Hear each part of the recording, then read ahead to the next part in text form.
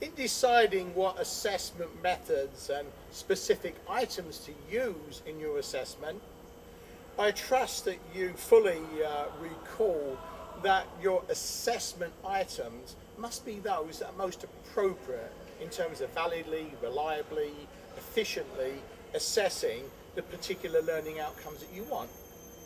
And you will also remember, he says hopefully, that when we look at learning outcomes, they are made up of student performances. Sometimes those performances are purely memory recall performances. The student can define Ohm's law, for example, or state 4 principles of marketing. However, sometimes, as we know, that those objectives may be more than recall, but to show understanding of concepts and principles.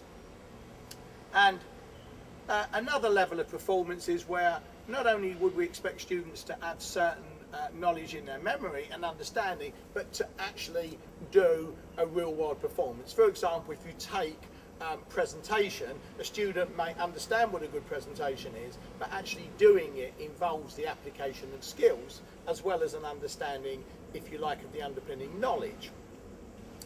So if we look at any test item in terms of its composition, it must involve aspects of knowledge, facts, principles, concepts, procedures.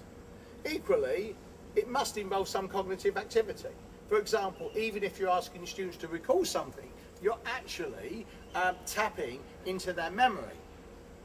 In terms of understanding, when we're asking students to show understanding, particularly if it's a more complex understanding, certain types of thinking are inevitably involved. Students will need to show that they can analyse, compare and contrast, make inferences, interpretations, etc.